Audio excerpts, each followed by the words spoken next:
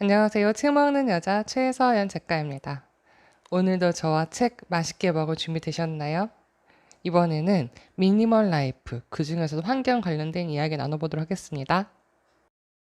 혹시 여러분 황사라는 말 기억하세요? 황사? 이제 너무 안 쓴 지 오래된 것 같아요. 황사 대신에 미세먼지라는 말을 저희가 대부분 입에 달고 살잖아요. 어렸을 때 저희는 황사, 뭐 봄 오기 전에 황사야 막 이랬었는데 요즘은 미세먼지 이렇게 돼버렸고요. 혹시 미세 플라스틱이란 말도 들어보셨나요? 미세 플라스틱. 플라스틱이 잘게 쪼가져 가지고요. 얘가 어떻게 우리 생명체 또 지구에 해를 미치는지 제가 보고 깜짝 놀랐던 이야기를 지금부터 들려드리도록 하겠습니다. 시작은 비운이 좋다라는 최미영 작가님, 제가 저번에 리뷰를 한번 올렸던 적이 있어요. 몇 달 전에. 그 작가님 만나는데 요즘 본인 플라스틱 프리를 실천하고 계신데요. 그래서 플라스틱 프리? 플라스틱 없이 사는 건가 보다. 근데 실상에서 정말 우리 삶에서 플라스틱 없이 살기는 어렵지요. 하다못해 예전에는 우리가 물 사 먹은다 그러면 저는 나이가 나오네요. 물 사 먹은다 그러면 어이 무슨 대동강 물 퍼다가 파는 소리 하고 있는 이랬는데 요즘 물 다 이렇게 사 먹죠. 근데 이 물병 안에도요 미세 플라스틱이 존재를 하더라는 거죠. 네, 최명 작가님을 통해서 플라스틱 프리라는 이야기를 듣고 이 책을 소개받았어요. 우리는 플라스틱 없이 살기로 했다. 물론 다 읽어보지 못해서 아직 리뷰는 올리지 못했습니다. 근데 읽다가 이분이 이 플라스틱 프리를 실천한 계기가 플라스틱 행성이라는 다큐멘터리 영화를 보면서 전 가족이 플라스틱 없이 생활을 하는 프로젝트를 시작한 거죠. 근데 저는 플라스틱 행성이라는 걸 못 찾아보고 유튜브를 막 검색하다 보니까 다행히 EBS에서 플라스틱 역습이라는 그 방송을 하셨더라고요. 1시간이 넘었던 것 같아요. 이거 보면서 내가 사용했던 가 돌고 돌아서 어디까지 가냐면 해류의 영향에 의해서 하와이까지 가고요. 얘네들이 떠돌면서 바다를 이렇게 막 떠돌면서 분해되잖아요. 그것들이 모래처럼 해변에 쌓여 있고요. 이거를 어린 새들이 먹고 영양실조로 죽습니다. 그래서 새들의 배를 갈라봤더니 다 미세 플라스틱만 있는 거 보고 너무 놀랐어요. 근데 그게 대부분 얘네가 이제 이렇게 보면은 상표나 문자를 볼 수 있죠. 그러면 대부분 일본, 중국, 한국에서 올라온 것들이 그 해류 영향을 의해서 다 쌓여 있더라고요. 그래서 플라스틱을 어떻게 해야 되나 싶어서 저도 이제 조금씩 일단 사는 거를 줄이고 있는 것도 조금 처분하려고 해요. 처분하는 것도 실은 그 밖에 내놓는 거기 때문에 안 좋은 거긴 한데 되게 고민이 많았던 차에 이 책을 만났습니다. 지구를 살리는 기발한 물건 10가지. 10대부터 알아야 할 환경 이야기라고 되어 있습니다. 지구를 살리는 기발한 물건 10가지. 제가 미니멀 라이프를 하지 않았다 그러면 조금 더 이렇게 환경 생각하는 게 지금보다는 더디지 않았을까 싶었던 게 있고 10가지 물건에서 나오는데 일단 작가 먼저 소개해 드릴게요. 박형화 작가님이시고요. 출판사는 한겨레 출판에서 왔고 정가 15,000원입니다. 박경화 작가님, 경북 예천군에서 태어나 산과 들판을 뛰놀며 자랐어요. 환경단체인 녹색연합에서 활동하면서 환경 현장을 두루 다녔고 그 경험을 바탕으로 환경책을 쓰기 시작했습니다. 고릴라는 핸드폰을 미워해 여우와 토종씨의 행방불명, 지구인의 도시사용법, 그린잡, 여러 환경책을 내셨고요. 2019년 제24회 환경의 날에서 대통령 표창까지 받으셨네요. 축하드립니다. 그래서 이 영상을 보시고 꼭 플라스틱의 역습이라는 EBS 방송을 유튜브를 통해서 보셨으면 좋겠다는 저의 생각을 담아서 시작해 보도록 하겠습니다. 10가지는요. 스테인리스 강, 금속 젓가락, 종이, 재사용 가게, 공원, 야생동물, 자전거, 적정 기술, 태양 전지, 패시브 하우스 총 10가지에 대해서 우리가 지구를 살릴 수 있는 다양한 방법들이 나오는데 특히 관심을 가지고 있는 거는 아무래도 미니멀 라이프 쪽이다 보니까 스테인리스, 우리가 말하는 스텐과 젓가락, 종이, 스텐과 종이에 대해서, 나무에 대해서 한번 얘기 나눠보도록 하겠습니다. 플라스틱, 불편한 진실, 편리하면서도 어쩔 수 없이 우리가 쓸 수밖에 없는 거죠.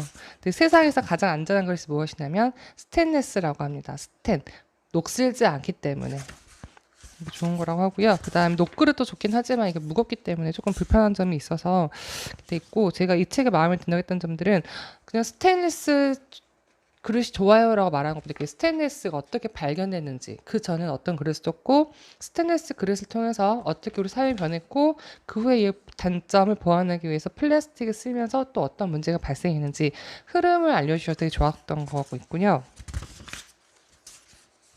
아까 말씀드렸던 그 플라스틱 이렇게 미세 플라스틱들이 쌓이면서 새들이 이걸 그냥 먹는 거예요. 먹이인 줄 알고. 근데 위에 이제 이게 쌓여가면서 얘들이 영양실조로 죽는 모습을 보면서 실제로 플라스틱이 그냥 뭐 좋지는 않겠지.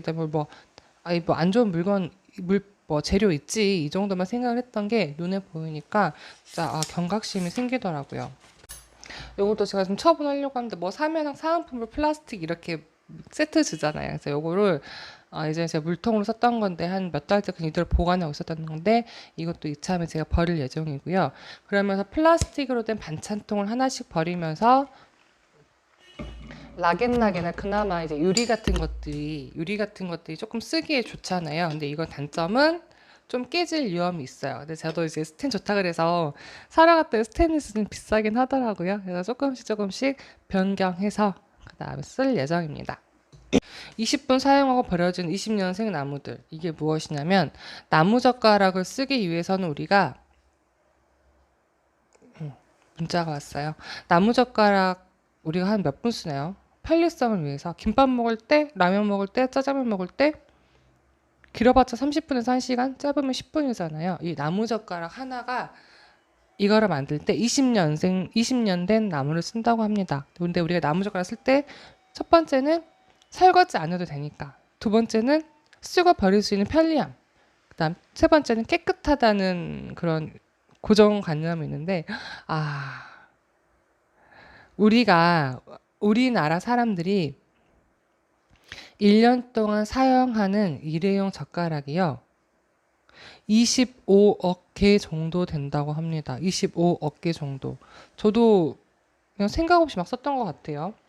근데 왜 이거를 우리 깨끗하다고 생각하느냐, 그냥 포장돼 있고 쓰고 버리니까 라고 하는데, 이게 관리가 잘못되면요 습기를 머금은 나무젓가락에 곰팡이와 유해균이 자랄 수 있는 환경이 있고, 또 나무를 채취하고 공장에서 얘를 잘라내는 과정을 보면은 이게 좀 위생적이지 어렵거나, 또는 이거를 곰팡이가 피지 않게 하기 위해서 곰팡이 제거 방지제를 쓰니까 이게 정말 건강에 편리성 때문에 건강을 포기해야 되나, 그 다음에 우리의 편리성 때문에 20년생 된 나무들을 이렇게 채취해야 되나라는 퀘스천을 남겨주셨습니다. 그리고 원래는 이런 게 있대요.